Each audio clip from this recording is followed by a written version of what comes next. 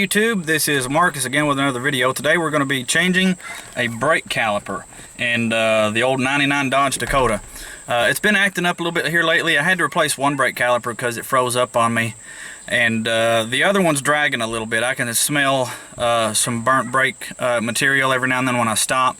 It's a little bit less horsepower than it had, a month ago. And it vibrates a little bit when I press the brakes, and it also pulls a little to that side when I press the brakes, all of which is an indicator that my front driver's side brake caliper is not completely disengaging the brake shoes from the rotor. Now, the reason I know it's the front is because in the back I've got drum brakes, and for those of you who don't know, on drum brake setups, unless the spring brakes, you've got a giant spring that's constantly pulling the shoes together, and so even if the little brake cylinder inside the hub were to want to freeze up, the springs would force those shoes back together away from the brake drum itself. So usually if you have brake shoes that are sticking, it's usually in disc brakes, because the way a disc brake operates is when you press the brake pedal, this piston here presses out against the shoe that's attached here, and there's another brake shoe that gets attached here, and then it's pinned to the vehicle with these two bolts. And when this piston pushes against this other one, because it's pinned and the other side can't move, the other side moves in as well, and it squeezes a brake shoe in on either side of the rotor. But what happens normally is when you let off the brakes, this piston pulls back in and the brake shoes disengage from the rotor. Now, they don't move very far, just enough to break contact with the rotor. And so what happens, sometimes it'll happen when you put new brake shoes on, because as the brake shoes get thinner, obviously that piston stays extended more and more to take up the slack left by the worn brake shoes. And so sometimes, especially in older calipers, moisture and things will get inside that little rubber boot and corrode or rust the outside of that piston. And so when you put new brake shoes on and you squeeze that piston back in, it'll go back out against hydraulic pressure, but then it won't want to pull back in because that corrosion is sticking. And so I think that's what's happened with mine, because I recently put new shoes on them, and that's when I noticed they were acting up. Now, the other one's fine after I put a new caliper on it.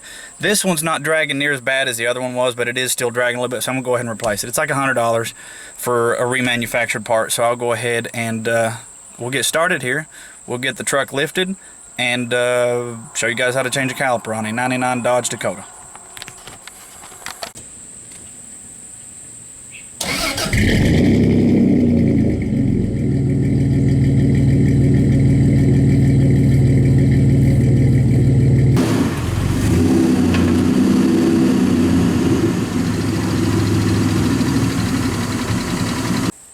Alright, so there's a few items you're going to need.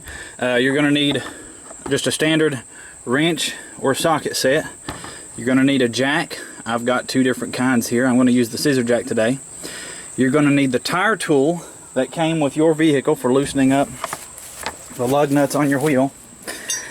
And check before you get too into it and verify what kind of bolts your caliper uses to pin itself to the body of the vehicle, because different calipers use different types of bolts, because you may have to buy a specialty tool to fit it. And you always need a jack stand. Anytime you're lifting a vehicle, you want to have a jack stand. Even if you're going to leave the weight sitting on the jack itself, you want to have a jack stand close by, so that if the jack fails, there's something to catch the vehicle before it lands on you. So I'm going to go ahead and get started lifting the vehicle. We'll be right back. Alright, so I've got the jack kind of started here. Got just contact with it. Before we start lifting the vehicle, though, I'm actually going to take the lug nuts off. You want to do this while the vehicle is sitting on the ground, because these front wheels will free spin, and there's enough tension on them that a lot of times if you try to break them loose while it's elevated, you'll just spin the wheel. So we want to take these lug nuts loose while it's got the weight of the vehicle sitting on it.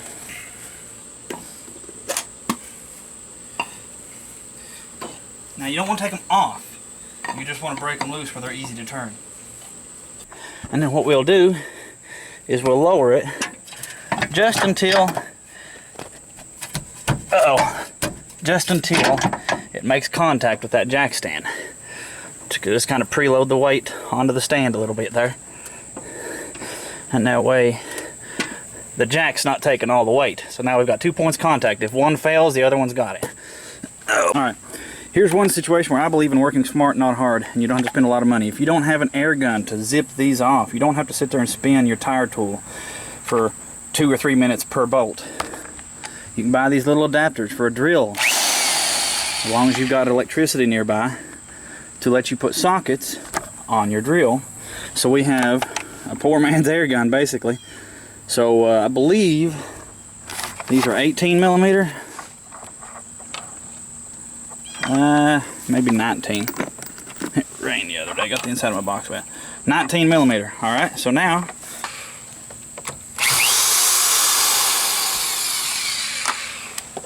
move our drill out of the way.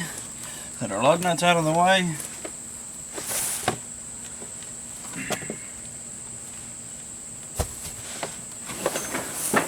And we should be able to remove our wheel. So now you can see, so here is your disc brake setup for those who don't know. This is your rotor.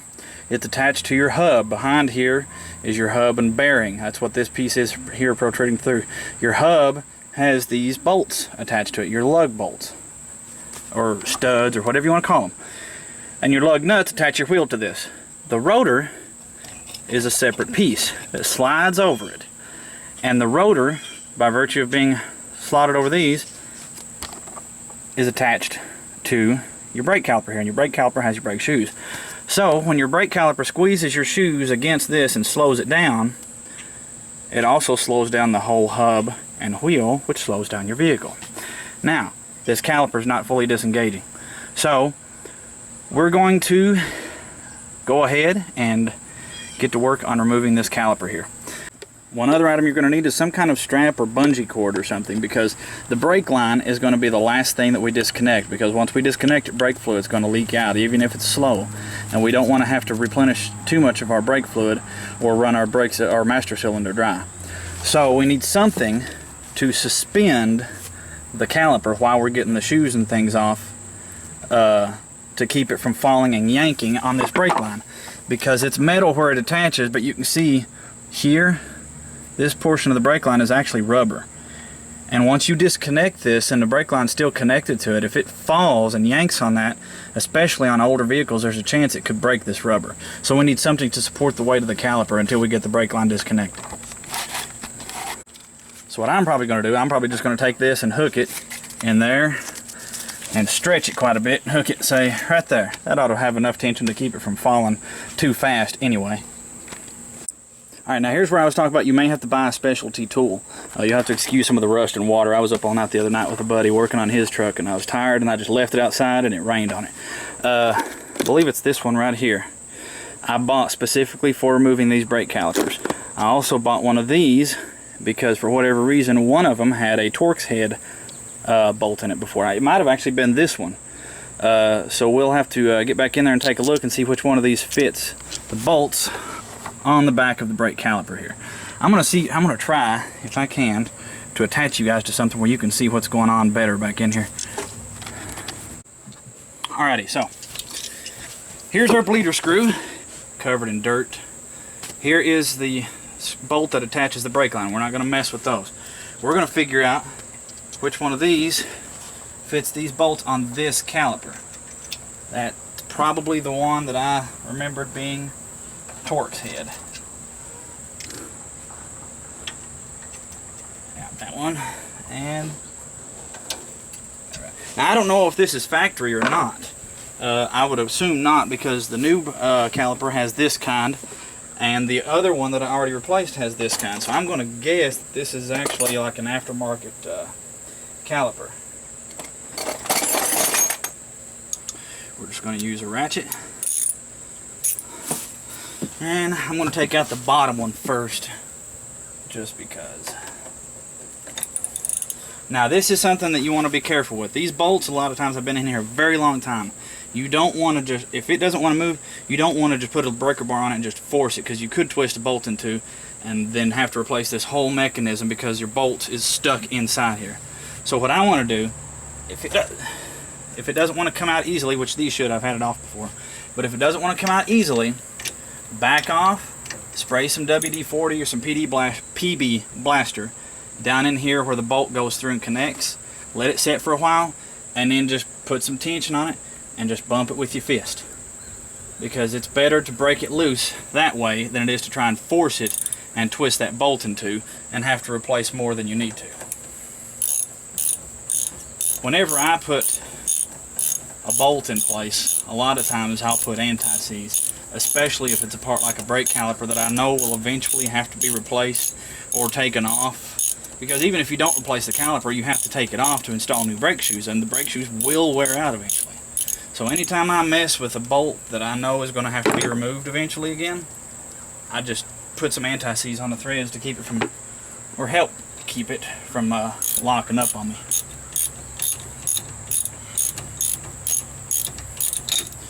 Now these bolts probably will not back all the way out. They'll back out until they're free from the hub, and then there's a little rubber boot here that kind of holds them in place. So let's go ahead and there's seize to that rotor. Now that's just friction on the brake pad.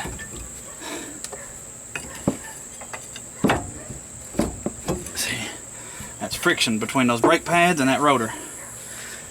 Now here's what I was talking about. I'm going to put a second one on here because that one's acting like it ain't gonna, like it don't have a whole lot of force applied to it.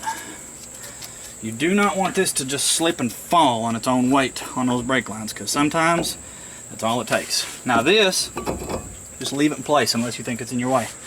Now, we're going to reuse our old brake shoes. They're in fine shape. They look like brand new shoes, but they're going to be seized into place here, and I'm going to show you how to take this off here. The first one on the inside here, it just pulls because they go together differently. The inside shoe has these little tongue and these little teeth here that just pop into the inside of the piston. The other one, however, because there's no piston here for that to lock onto, it's got these little bumps that line up. That one's moved, I think. No, okay. It's got these little bumps that line up with these holes on the caliper and these tabs that keep tension against it so those bumps don't fall out, and that's what holds that one into position. So what we're going to have to do is just take a screwdriver or something and push against those and pry downward until they're out of those holes, and then it should slide right off. Oh man, got my trusty Gerber multi-tool here. Most useful thing the Army ever gave me. Try this flat screwdriver tip here.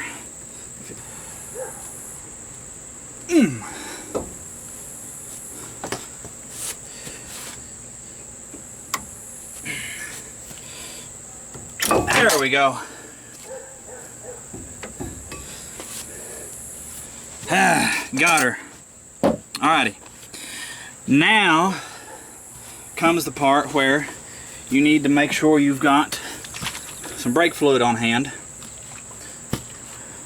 And I'm going to leave the cap on my brake fluid reservoir because I want it to kind of create a vacuum when I take this off and not let as much fluid out. If you take that cap off and it just free flows where you can suck air in the top, you'll lose fluid a lot faster. So, let me get my ratchet back here.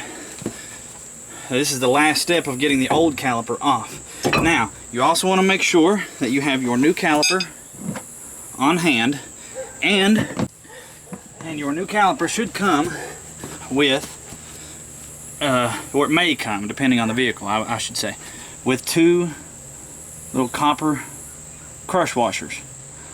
And the purpose of those is to act as a gasket, as a seal, between the steel components of your brake line assembly here. Now you can see this one's already appears to be pre-filled, so I'm going to quit holding it upside down because that means I won't have to bleed it as much. The last one I did that, I didn't have to bleed it at all. It was hard when I put it on there. So we've got our ratchet. I know we can get rid of this piece because it's not what's used on the new one. So I can lay that back in there, and it should be this one. Now, same thing with this one. This bolt has probably been in place for a very long time. You don't ever want to force this. If it doesn't want to turn, just baby it and bump it with your fist until it comes loose.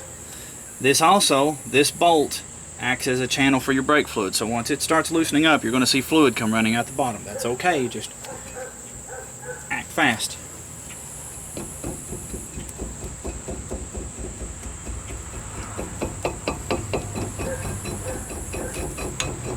There we go.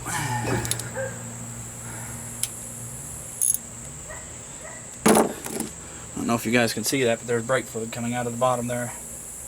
And you're going to have, since we've got 2 copper washers on the new one, we want to make sure we get the old ones off of here.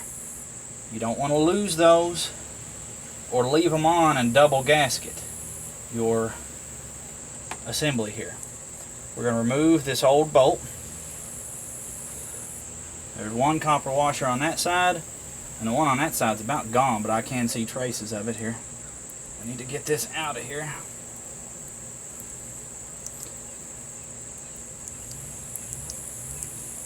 Okay, there's the old bolt.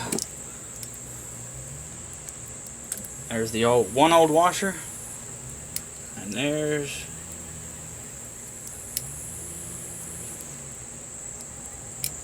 the other old washer.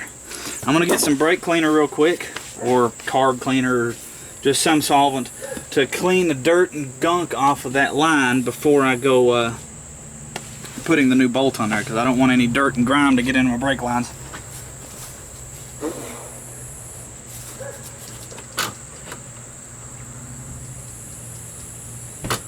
Mass airflow sensor cleaner. That ought to work. We're not putting it in the brake line. That's just something to, with some pressure on it, to get all this gunk out of here.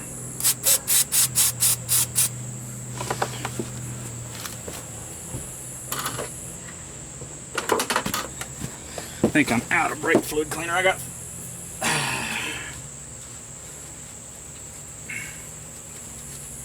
clean this as much as we can here.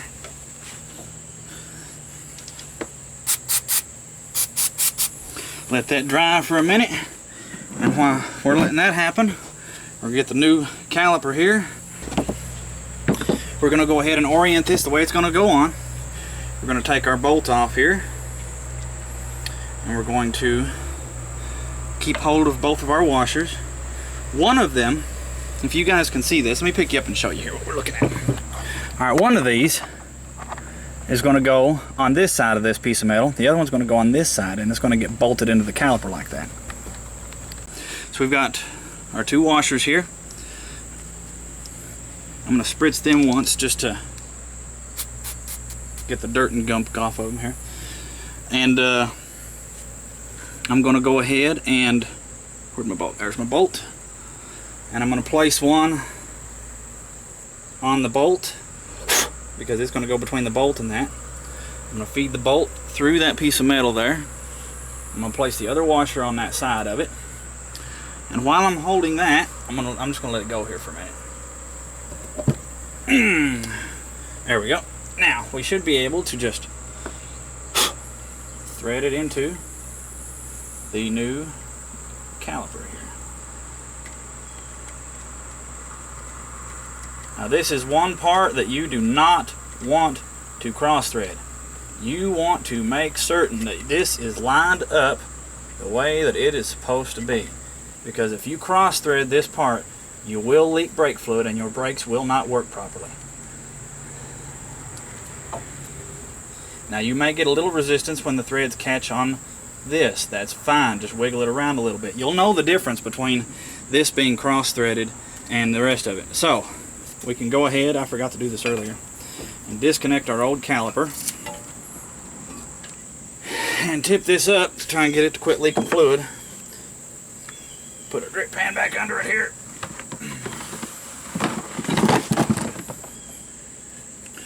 And tighten this down.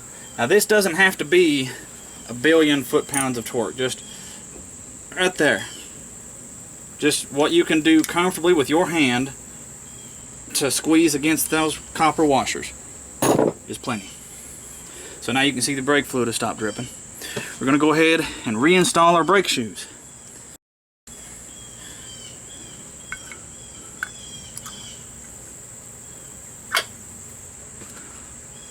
That one pops right in. This is the one you've got to kind of fight with, but it's easier getting it on than it is taking it off.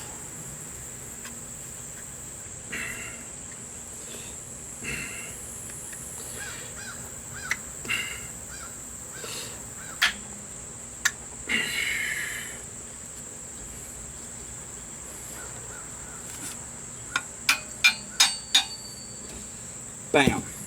And what you want to make sure of is that you can see those little buttons inside their correct holes, completely in them. And then the bolts that pin the caliper in place, push them out.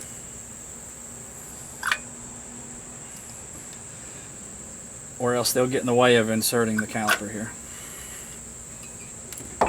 Okay.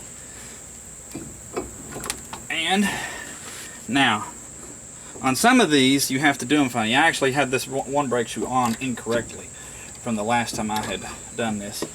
On this particular caliper, that little tab is supposed to sit like that, not like it was. I had done it incorrectly the last time.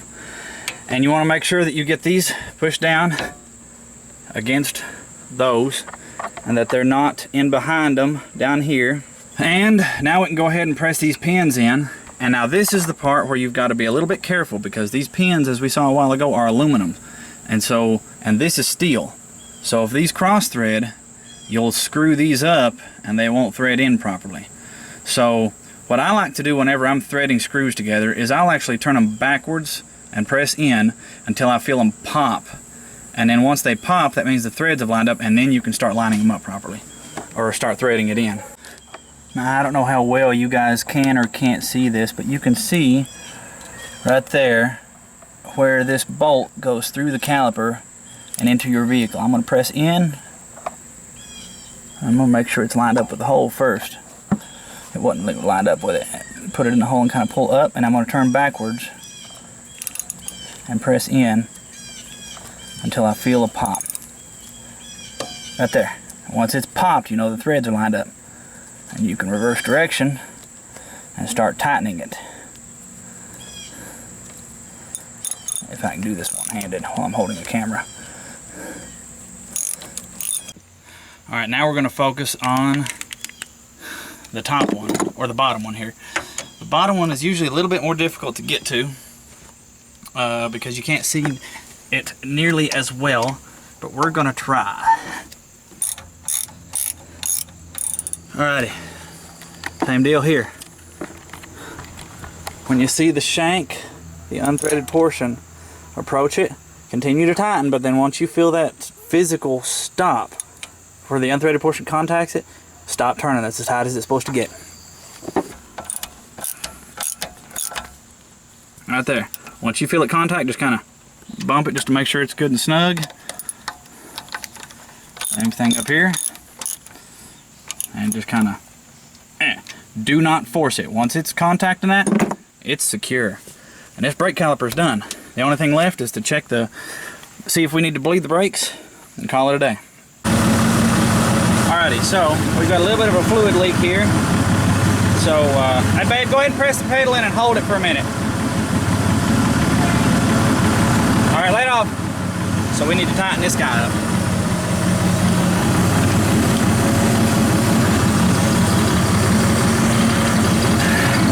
Again, it's on the floor. Pump it 5 or 6 times and hold it that last time. All right, hold up.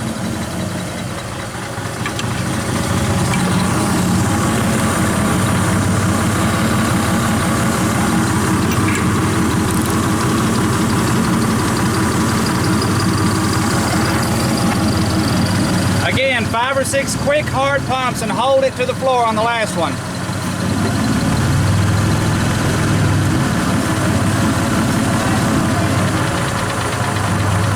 Vacuum's pulling down. Do it again.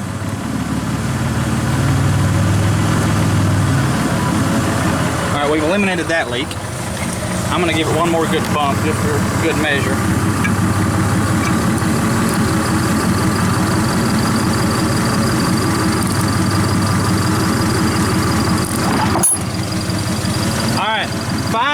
rapid pumps and hold it to the floor.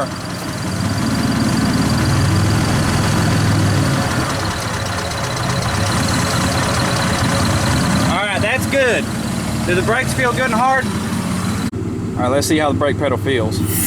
Oh, it needs to be bled. Alright. Alright, now, to bleed brakes, what we're going to do, we're going to have her pump the brakes 4 or 5 times rapidly, full strokes, and hold it to the floor on the last one.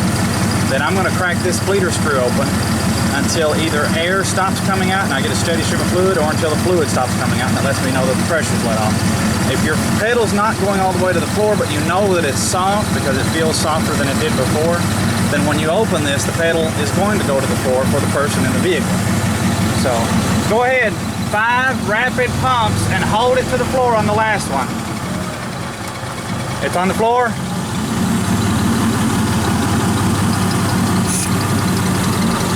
Oops, I missed that. Hear that little hiss? That was air coming out. Again, 5 rapid pumps and hold it to the floor.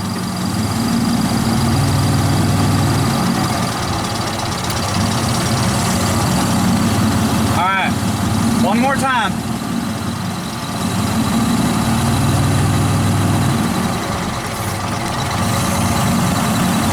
Now that's a good steady stream. Let's double check how much fluid we have in the master cylinder so we don't run it dry.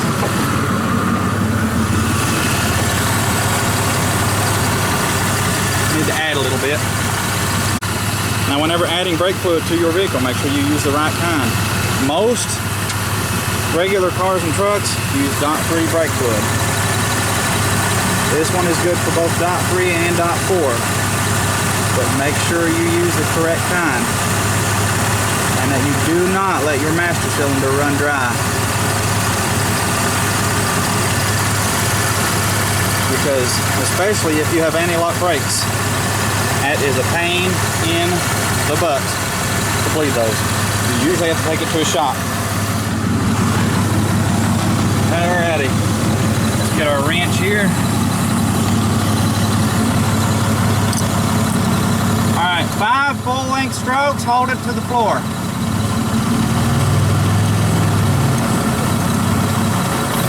Alright, we're not getting any more air bubbles, we're getting a steady stream of fluid. I'm going to hop in and feel of it and see how they feel. Give me 1 full-length stroke just to make sure this is, hang on a minute, don't do it yet. Let me spray this off.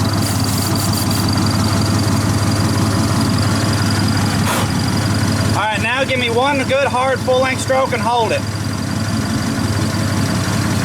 No fresh fluid there. So let's examine the pedal, see how it feels. Alright, hop out, let me see how it feels here. Oh yeah, that's how they're supposed to feel right there. Alrighty, so we have successfully installed a new brake caliper. So now let's put everything back together. There we go. Now, put some anti-seize or grease on your studs, because if my wife is driving this and she breaks down, she shouldn't have to call somebody else to change the tire because she can't get a lug nut off. Alright, this won't make them back off while you're going down the road, but the next time you need to take a wheel off, it'll make it a lot easier.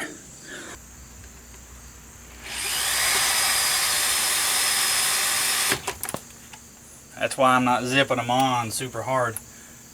We'll tighten them down once it's on the ground. I'm just getting them snug for now to pull the wheel straight. We'll pull the jack stand out here. Lower the truck back onto the wheel.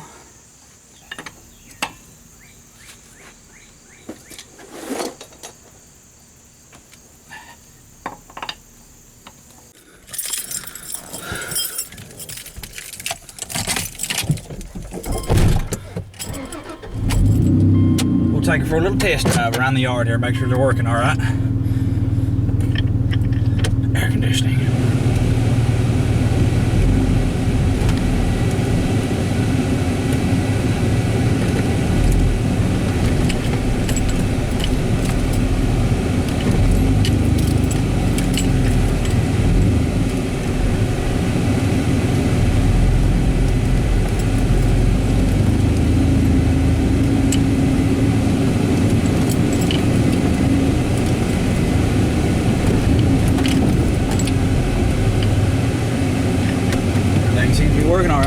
hear no weird noises. It ain't.